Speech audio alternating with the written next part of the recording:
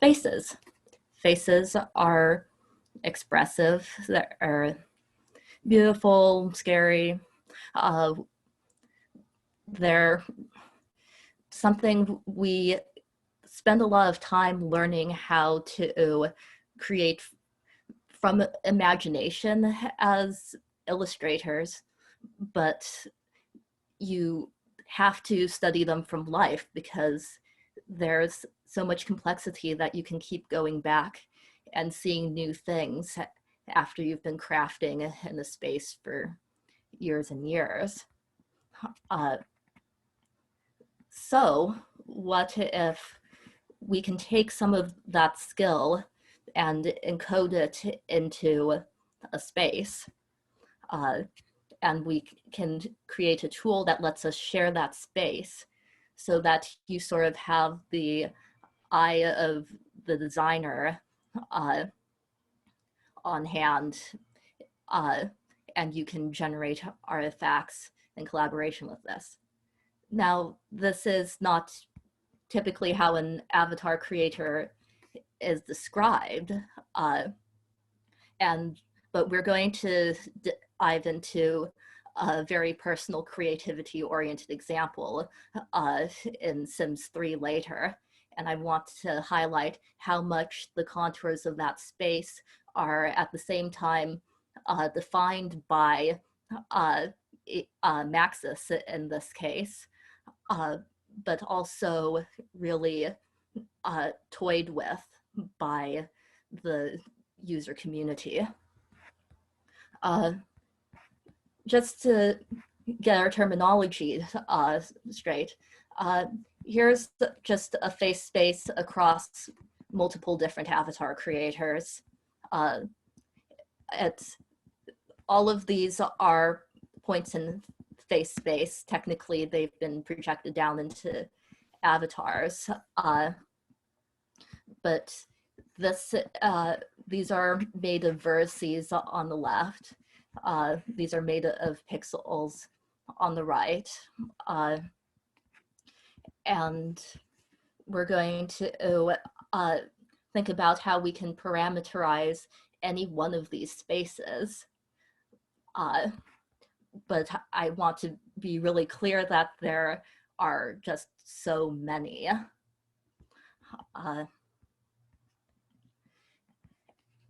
And one of the reasons we want to use all of that space, all of those spaces, is because we have some meaning attached to those pixels, which has to do with the character, with the narrative, with a story arc, something that's personally significant in all likelihood. Or it's just a fun game. They're co-continuous. And to do that, we're going to dive into the technical representation of just one face space and see how it's possible to extend that through a user community that shares this instrument called the creasim. Yep, axes. Yep.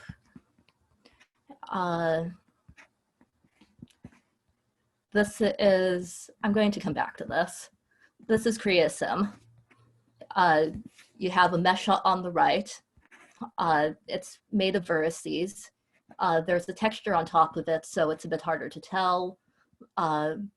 You've got some bump mapping happening to create the detail on the ears and the nose.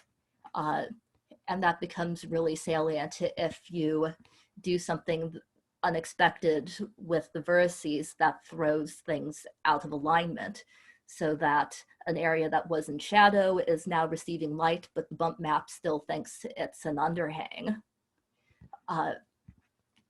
So by interacting with this instrument we see on the left, which is sort of a terrifying number of sliders partitioned into a terrifying number of panels so that you aren't seeing a gazillion at one time. You're going to have access to this completely abstract space full of artifacts that we haven't seen. And we have no way to see all of them. You just have this weird way of tooling around in there.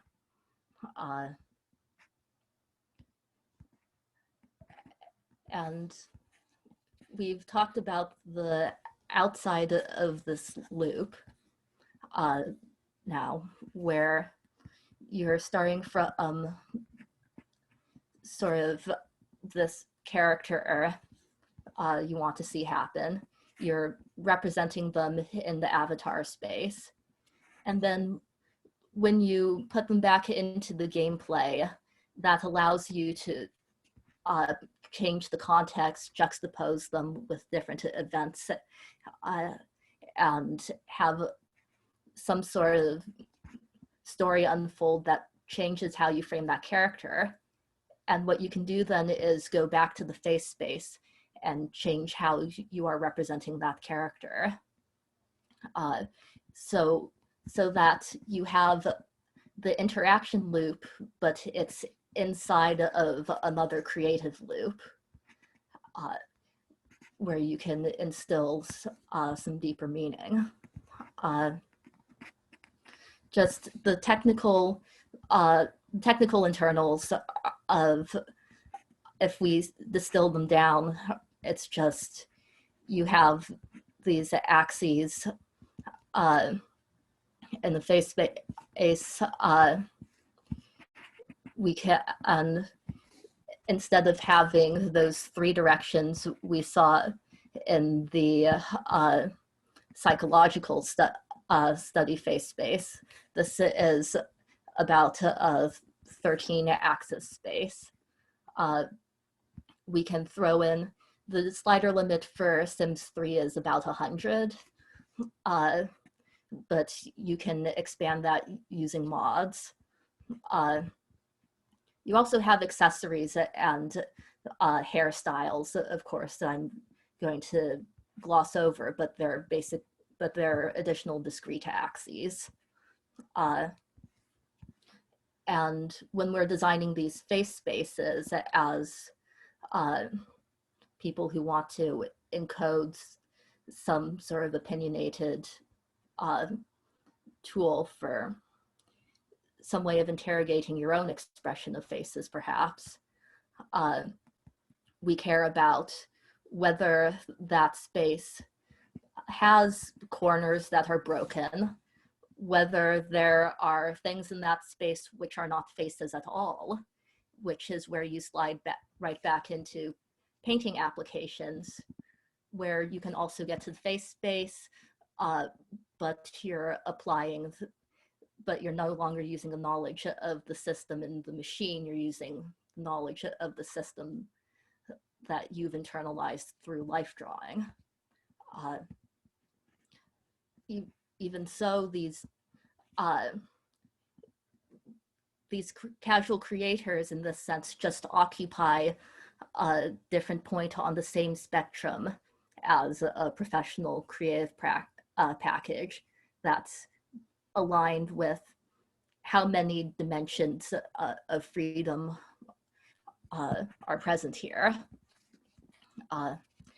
How weird are the interactions between the pieces? I use an example in the paper. If you move the brow bone, is that going to move the eyes or not? There's all of these, there's just this compounding of little choices in the representation of the face space. So to wrap this up, I want to highlight the role of the Sims. First, the gameplay loop itself, which gives you ways to go back into the face space now, even after you've created your family. this is sort of a gameplay style that you can stumble into yourself, or an expansion pack with supernatural creatures kind of funnels you toward it. And then you might go ahead and be like, these werewolves aren't wolf enough. I'm going to grab some mods. And someone's already done that because there's just this huge simming community. And if you want the face space to have a certain kind of face in it, there's probably a way you can get Sims to do that. As much as this countervails my other point in this paper, which is that it's also valuable to share new instruments for navigating face space, because these allow us to see other directions.